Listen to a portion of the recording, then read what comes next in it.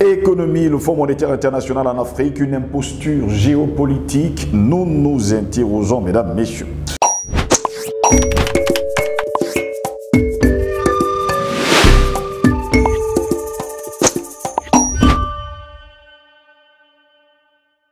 Mesdames, Messieurs, bonjour, très heureux de vous retrouver sur Panafricaniste TV, votre chaîne de télévision qui vous apporte le meilleur de l'information. Bienvenue à toutes et à tous à cette édition de Parole panafricaniste. Le Fonds monétaire international fut créé afin de constituer un des piliers avec la Banque mondiale du système monétaire mondial, à savoir le système de Bretton Woods en vigueur de 1946 à 1973, fondé sur le plan de l'économiste américain H.B. White. Ce système devait assurer des taux de change stables entre les monnaies nationales et en même temps permettre de larges augmentations de la masse monétaire mondiale. Aujourd'hui encore, la mission du Fonds monétaire international, selon eux, s'inscrit dans cette même stratégie, promouvoir l'expansion monétaire jugée nécessaire tout en assurant la stabilité des taux de change entre les monnaies nationales. Dans ce but, le FMI accorde des crédits à court terme, par exemple, sous forme de droits de tirage spéciaux aux pays dont les balances de paiement sont déficitaires. Mais c'est quoi la contrepartie quand ils viennent sur le continent africain? La raison d'être du système de Bretton Woods procède d'une interprétation particulière des problèmes de l'économie internationale dans les années 1930. Aux yeux de ses défenseurs, le problème fondamental de l'ordre monétaire international à l'aube des années 1930 se résume en un mot, l'or. À cette époque, le détenteur d'un billet de banque américain et anglais pouvait demander son remboursement en or. Quant aux porteurs de billets de banque français, allemands et j'en passe, ils pouvaient demander leur remboursement en dollars ou en livres. L'or était donc directement ou indirectement la monnaie sous-jacente à tous ces billets de banque. Comme la production de ces billets était largement supérieure à celle de l'or, les demandes de remboursement devinrent de plus en plus problématiques. L'augmentation de la masse monétaire fut alors jugée indispensable dans tous les pays. Eh bien, mesdames, messieurs, jusqu'à preuve de contraire, l'Afrique est agacée par la présence du Fonds monétaire international et surtout de la Banque mondiale. Par exemple, il faut quand même rappeler les années 1990, 1994 et sans oublier 1995, où on a imposé aux pays africains, on va le dire comme ça, des programmes d'ajustement structurel qui ont fini par, on va le dire comme ça, étrangler les économies africaines. Et comme d'habitude, la Banque mondiale et le Fonds monétaire international sont venus à la rescousse, sont venus au secours des pays africains, tout en les asphyxiant encore davantage. En fait, vous le savez déjà, lorsque vous avez une dette envers un être humain, tout de suite, eh bien, vous avez peur de lui. C'est lui qui fait la pluie et le beau temps. Et à un moment donné, eh bien, le Fonds monétaire international et la Banque mondiale ont commencé à faire la pluie et le beau temps sur le continent africain. Ne dit-on pas souvent sur le continent africain que c'est la main qui donne qui ordonne? Eh bien, jusqu'à preuve de contraire, les Africains ont assez subi les assauts du Fonds monétaire international et surtout de la Banque mondiale. D'ailleurs, il y a encore quelques années, quelqu'un me posait la question, depuis quand une banque, oui, une banque, quelle qu'elle soit, s'approche justement des populations pour leur dire « prenez du crédit chez moi ». Avez-vous déjà rencontré un banquier, une banque?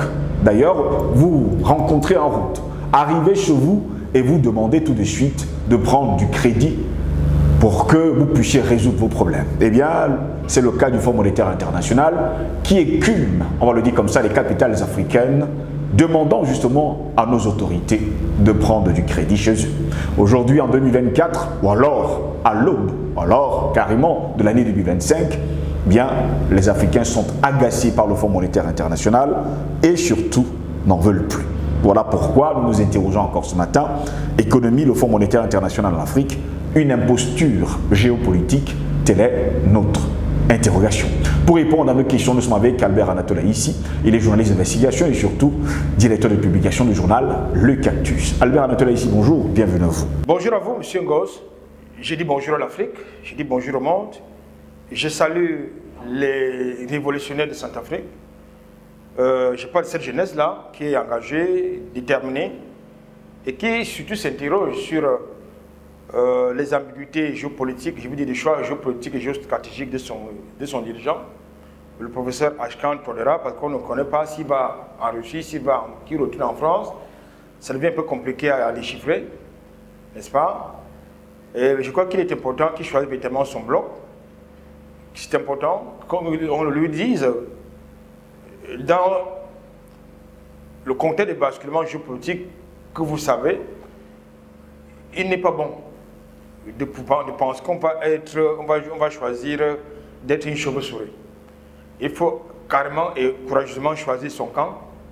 Soit on est dans les BRICS, puisque c'est le temps que la Centrafrique va abriter une agence des BRICS et va bénéficier de ces investissements du BRICS de ce côté-là. Il faut donc que les dirigeants de Centrafrique cessent n'est-ce pas, de s'attendrir derrière ou sous les sirènes, n'est-ce pas, de Paris, qui leur promet mon et une merveille, alors qu'il est présent depuis bientôt un siècle en Centrafrique, mais un pays, malgré la présence de cette France, ce pays-là s'est enclavé, une république, un État, un territoire qui ressemble plus à un village qu'un État. Merci pour l'invitation. Très heureux de vous avoir, Albert Anatola, ici. Il faudrait bien que je dise, ou alors je donne une leçon sur le mot chauve-souris, surtout sur cet animal. Mon grand-père disait souvent que cet animal, un matin, s'est levé et elle allait voir les oiseaux. Il a dit aux oiseaux, j'ai les ailes, et les oiseaux lui ont répondu, tu as les poils, tu n'es pas du tout un oiseau, parce que les oiseaux ont des plumes. Il est allé vers les animaux et il a dit aux animaux, j'ai des poils. Je fais donc partie finalement des animaux, et les animaux lui ont dit, nous ici, on a des poils, mais on n'a pas des ailes. Finalement, cette chauve-souris s'est retrouvée dans les cavernes où elle vit dans l'obscurité. Allez savoir justement ce qui se cache. Une question donc, Albert Anatola, ici, économie, Fonds monétaire international en Afrique, une imposture géopolitique. Je vous poserai justement la question. Vous avez dans votre chapeau, dans votre introduction, énoncé les raisons de la création du Fonds monétaire international FMI de la Banque mondiale en 1944.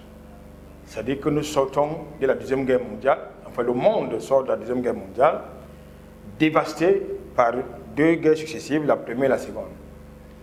Et les Occidentaux se sont assis pour faire face. Ils ont constaté que s'ils ne faisaient rien, leur population allait souffrir. Ils ont eu la génialité pour résoudre leurs problèmes, n'est-ce pas, de créer la banque, d'abord le Fonds monétaire international et puis la Banque mondiale dans une ville appelée, des États-Unis appelée Bretton Woods, dans l'État de New Hampshire. C'est là où le FMI a été créé en 1944 et il avait vocation initialement de prévenir les crises financières, les crises financières mondiales justement pour éviter que leur société se retrouve dans cette situation. Et en 1976, il y a eu une réforme, n'est-ce pas, dans le système interne du Fonds monétaire international qui est devenu, qui a permis à cette organisation financière, à cette institution financière, d'avoir désormais les missions des régulations des équilibres macroéconomiques au sein des États membres et d'autres, et surtout de prêter de l'argent, comme vous l'avez indiqué, à certains États, aux pays en voie de développement pour éviter des crises financières en devenir. Voilà résumé les missions initiales du FMI. Mais sauf qu'au début des années 2000, le FMI, non, à la fin des années 80, le FMI est donc devenu un instrument géopolitique de ses principaux actionnaires. C'est-à-dire le FMI, qui est une institution financière, est devenu un instrument géopolitique dont l'objectif, dont le rôle est désormais d'influencer les politiques des États, notamment de ce qu'ils appellent à l'époque des pays en voie de développement, notamment en Afrique et en Amérique du Sud. Dans la plupart des pays, notamment du continent africain, la plupart des pays, il n'y avait pas de problèmes financiers, il n'y avait pas de crise financière ou économique en vue. Mais puisqu'il fallait faire fonctionner le business, ils ont donc organisé le deuxième choc pétrolier à la fin des années 80, ce qui a contraint, à ce que vous avez appris tout à l'heure, la mise en place des plans d'ajustement structurel. Et vous vous souvenez que dans le contexte camerounais, le président Paul Biya, dans un discours, dans une adresse à la nation, avait dit que le Cameroun n'est pas au FMI. Ni à la Banque mondiale. Ni à la Banque mondiale. Parce qu'il n'y avait pas de raison d'aller à la Banque mondiale ni au FMI. Parce qu'aucun pays africain n'était confronté à une crise financière ou économique. Donc, pour que justement, pour faire fonctionner leur business, c'est avant tout un business. Ils ont donc créé le deuxième choc pétrolier. Vous savez que dans les années 80, la plupart des pays africains, et même du Golfe Persique, ne vivaient que du pétrole. C'est-à-dire des produits de rente. Du pétrole, du cacao, du café, du coton pour d'autres pays. Ils n'avaient pas encore, ils n'étaient pas encore engagés, ces États, à une sorte de, j'ai envie de dire, à varier, n'est-ce pas, leurs sources de recettes. Donc, la plupart ne vivaient que du pétrole, pour la plupart, qui, comme vous le savez, c'est une denrée qui n'est pas une denrée pérenne. C'est donc ça qui a, ça c'est le premier, c'est donc ça qui suscite, c'est donc ce premier choc pétrolier qui suscite donc cette crise qu'ils ont créée. Du coup, dans le contexte africain, on a été confronté à des plans d'investissement culturel et des compressions du personnel. Dans le contexte camerounais, par exemple, vous le savez mieux que moi, le Cameroun a été dans l'obligation de privatiser les entreprises stratégiques qui n'avaient aucun problème. Avec pour narratif, pour prétexte qu'il fallait créer, dans le contexte africain, notamment l'espace francophone, un secteur privé dynamique. C'est de permettre, donc, en quelque sorte, de fabriquer les milliardaires ou les millionnaires. Sauf que ces entreprises qui n'avaient aucun problème de crise financière ont été rachetées par qui? Par les multinationales étrangères. La plupart de ces entreprises, que ce soit ici, au Cameroun ou ailleurs, ont été rachetées à un franc symbolique, soit dit en passant, par des multinationales étrangères. Bolloré, Lafarge, entre autres. Il faut quand même noter, pour le préciser, M. Ngos, que le FMI est financé par les codes, par des pays membres, par des accords bilatéraux ou multilatéraux, et a pour principaux actionnaires les États-Unis, qui ont imposé à tout le monde entier du papier que vous appelez le dollar, qui n'a adossé sur rien du tout. La France, le Royaume-Uni, l'Allemagne, le Japon, la Chine, la Russie, l'Arabie Saoudite, ce sont les principaux actionnaires du FMI. Bon, alors quand vous voyez donc la composition, parce que c'est 16 actionnaires, mais je vous ai cité les noms des principaux actionnaires. Et il y a un donc qui impose au reste du monde son papier qui s'appelle le dollar, qui est une véritable arnaque. Parce que le dollar, c'est adossé sur quoi? Sur le dollar, sur rien du tout. Et ce dollar confère aux Américains le droit d'exterritorialité, c'est-à-dire que les États-Unis peuvent décider de venir bombarder le Cameroun, ils le feront au nom du dollar. Les États-Unis peuvent décider d'aller bombarder l'Irak comme ils l'ont fait, au nom du dollar, ils le feront. Le Gabon peut décider de vendre son pétrole à la Chine au prix qui lui convient. Les États-Unis vont intervenir pour lui faire comprendre que non, vous ne pouvez pas vendre votre pétrole à ce prix-là parce que je veux utiliser mon papier. Voilà l'arnaque. Maintenant, pour revenir à votre question, est-ce que c'est une imposture géopolitique, le FMI? Naturellement, c'est une imposture. Les institutions de Bretton Woods, comme le FMI, la Banque mondiale, le Club de Paris, le Club de Londres, ce sont des impostures. C'est des impostures. Vous connaissez un pays qui s'est développé en s'endettant, ou bien au nom de l'aide qui vient de l'extérieur? Je ne connais pas. Est-ce que la Chine s'était endettée? La Chine est devenue, d'abord devenue l'usine du monde, et ensuite le trésorier du monde, sans s'endetter. Même la France va s'endetter en Chine. Ils ne le disent pas. Mais la Chine, qui est les actionnaires de FMI, ne s'endette pas. Parce que la Chine s'est enfermée pour se construire. C'est ce qu'ils veulent empêcher. C'est vrai qu'ils empêchent aux Africains de se fermer, de s'enfermer pour se construire. Et ils créent des zones de tension. Ils créent, n'est-ce pas, la tourmente de l'endettement. C'est-à-dire, même si vous décidez ce jour que, ok, pendant qu'on est en décembre 2023, on nous fait comprendre que le FMI pèse à lui seul environ 995 milliards de dollars. Il y a des pays qui pèsent plus que ça. Mais pourquoi est-ce que, au nom de quoi est-ce qu'on peut continuer à penser que notre solution c'est eux? Surtout dans un contexte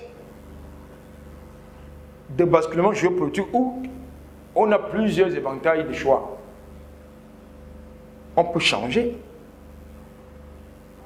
C'est-à-dire, comme nous avons ce monnaie qu'on appelle le franc CFA, on crée une monnaie alternative, une monnaie nationale, qui va nous permettre de faire autre chose. Si nous menons ensemble, dans nos pays, des politiques sérieuses, on n'a pas besoin de FMI, pas de politiques économiques. On n'a pas besoin du FMI, M. Mbos. Nous avons dans le contexte africain une famille qui exploite notre marbre depuis bientôt un siècle du côté de l'extrême nord. Où va cet argent? Est-ce que les communautés riveraines en profitent? Mais on crée un fonds de collecte des dividendes de l'exploitation issus de ce marbre. Ça ferait beaucoup d'argent. Ça va permettre de régler des problèmes. À l'époque, le premier dirigeant de ce pays s'appelait Amadou Ahidjo. Il appliquait les plans quinquennaux. Ça va permettre, dans le contexte de la décentralisation, par exemple, qui est le nôtre, de financer, de ne pas avoir des politiques, soit de projets structurants épars. Non, c'est-à-dire que partout où il y a un site d'exploitation, soit d'uranium, d'or, n'est-ce pas, de bauxite, de fer, ou bien de marbre, on crée un fonds spécial et les recettes issues, n'est-ce pas, de l'exploitation de cette matière stratégique vont là-bas. Et on impose aux exploitants de ces matières stratégiques de payer leurs impôts. Parce que la plupart ne paient pas les impôts. Et à l'époque, cet argent, au lieu que ça se trouve dans le trésor public, ça se trouve dans les mains des individus, dans les pots des individus. Raison, Europol et Rosita de cours, on est constamment en train de courir vers les institutions bancaires qui nous tirent vers le bas et constamment vers le bas. Et en plus, ces institutions bancaires et financières internationales, je veux dire financières internationales, nous imposent des politiques économiques qui n'ont rien à voir avec nos réalités, avec les besoins des populations. Du tout. Comment est-ce qu'on peut s'endetter à 10 milliards, par exemple, de dollars pour aller construire une route? Comment est-ce qu'on peut contracter une dette de 100 milliards de dollars pour aller construire une infrastructure, j'ai envie de dire, un immeuble? On doit pouvoir réinvestir. Pourquoi? Parce que c'est le FMI qui l'exige. Oui. Un peu comme les gens français développement ne vont jamais vous aider à investir dans le secteur agricole. Or, tous les pays au monde qui ont émergé, qui sont développés, ont commencé par investir dans l'agriculture, c'est-à-dire assurer d'abord l'autosuffisance, la sécurité alimentaire. Et en s'industrialisant, c'est le surplus qui est évacué vers les marchés extérieurs. Donc, pour revenir à votre question, et pour répondre de manière très simple, c'est une imposture. Le FMI, Banque mondiale, comme le Paris, comme le Londres, tout ça, ce sont des impostures géopolitiques. Merci à vous, Albert Natola, ici d'avoir répondu à nos questions. Mesdames, Messieurs, merci à vous également de nous avoir suivis. N'oubliez surtout pas de venir en aide à votre chaîne de télévision Panafricaniste TV pour que nous soyons plus indépendants encore. N'oubliez surtout pas, 1 euro, 2, 5, eh bien, ça nous viendra en aide et ainsi nous serons indépendants parce que nos ennemis sont nombreux et eux, ils ont les moyens de leur politique. En tout cas, merci pour tout ce que vous faites tous les jours pour nous. Bonne journée à toutes et à tous.